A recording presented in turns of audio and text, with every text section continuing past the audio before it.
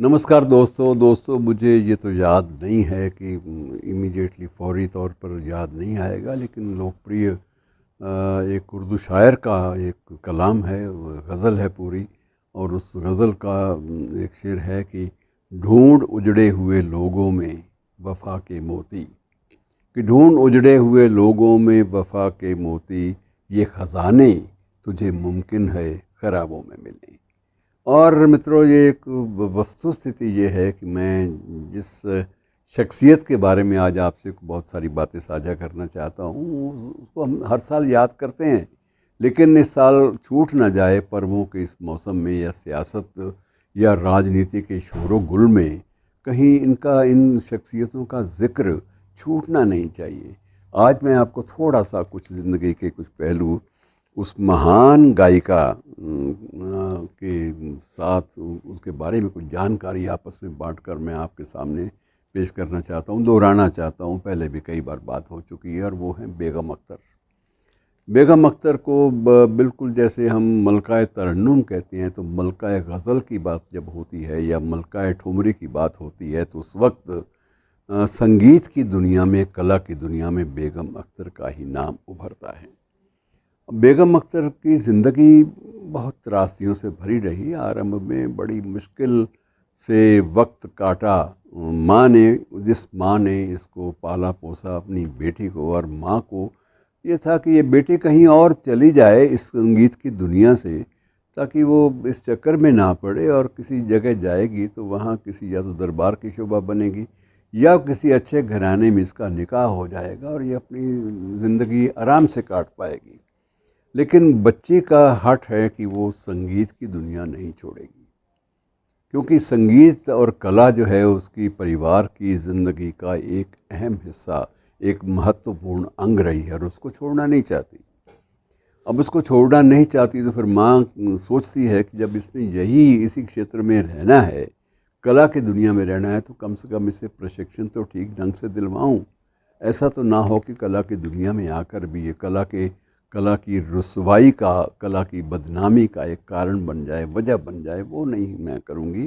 तो वो इसके लिए सबसे अच्छे से अच्छे उस्तादों का, जिनका शुल्क देने के लिए, जिनके सम्मान के लिए, जिनके परिश्रमिक के लिए उसके पास संसाधन नहीं होते, लेकिन किसी भी ढब माँ संसाधन जुटाकर भी ये प्रयास करती है कि बेटी को संगीत की दुनिया में अगर इसने जाना है तो इसको पूरी तरह से प्रशिक्षित करके भेजूंगी, ताकि ये नाम कमाए। कहीं तो किसी ढब तो इसका नाम जो है वो संगीत की शक्ति से अभिभूत हो, और उसके साथ साथ संगीत की साधना के साथ साथ इसका नाम भी उतना ही ऊंचाइयों को छुए।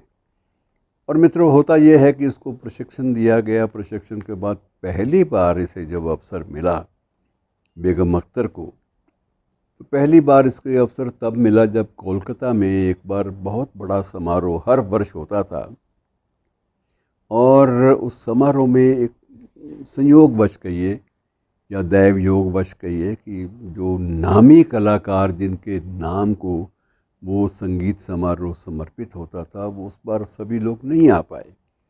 और आयोजकों को लगा कि ये तो बड़ा जोखिम हो गया कि हमने तो लोगों के समक्ष जो जो नाम दिए थे वो हम अगर प्रस्तुत नहीं करेंगे तो बात नहीं बनेगी। और सबसे बड़ा संकट ये भी था कि उन दिनों सरोजनी नायडू, एक बहुत बड़ा नाम सामाजिक दुनिया में, कला की दुनिया में, साहित्य की दुनिया में, राजनीति की दुनिया में, उस समारोह की अध्यक्षता करने वाली थी। अब अध्यक्षता उनकी हो और समारोह में किसी भी कला का, किसी भी संगीत का, किसी संगीतकार का उसकी बध पिट जाए, या कुछ शोभा के रूप में शोभायमान ना हो पाए कला उस दिन, तो बड़ी तकलीफ़ होती है। और कुछ एक आयोजकों ने सोचा कि ये बच्ची जो है ये गाती अच्छा है, इसी को एक बार मंच पे ला दिया जाए। और मंच पे जब इसको पहली बार प्रस्तुत किया गया तो उसके बाद ये बड़ी हिचकिचाई कि इतना बड़ा मंच और लाखों श्रोता उनके सामने कैसे बोलेगी, आज तक नहीं बोली। लेकिन जब इसने गायन आरंभ किया, माँ की प्रेरणा से, अपने उस्तादों की प्रेरणा से जब गायन आरंभ किया, तो सारा का सारा पंडाल, श्रोताओं की अथाह जो भीड़ थी, वो एक जादू में बंद सी गई लगती थी। और इतना ज़्यादा प्रभावी था इसका गायन क्योंकि वो एक इसकी तड़प थी कि मैं अपनी पहचान इसी में बनाऊंगी। तो वो जो तड़प है वो इतनी ज़्यादा प्रभावी सिद्ध हुई कि सरोजनी नायडू स्वयं झूम उठी, और वो एक गायन के बाद उन्होंने फिर आग्रह किया कि बेटी कुछ और याद है तो सुनाओ।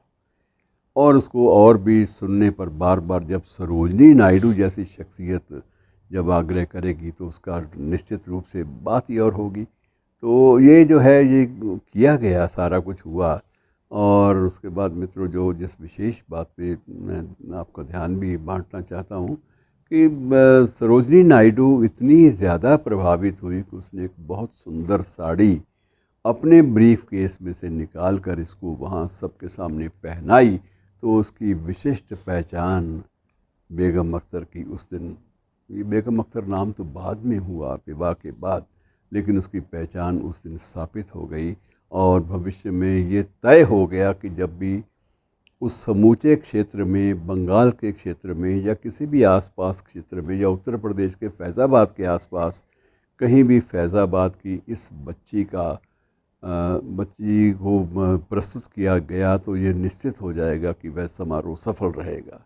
तो ये उसके बाद संगीत की साधना, गज़ल और ठुमरी के क्षेत्र में इसने जो जो कीर्तिमान स्थापित किए मित्रों, वो अद्भुत हैं। और आज ये स्थिति है कि इसका एक एक गीत, गज़ल, एक एक ठुमरी, ये आज लोगों को बिल्कुल ज़बानी याद है और लोग अक्सर गुनगुनाते हैं। शुक्रिया।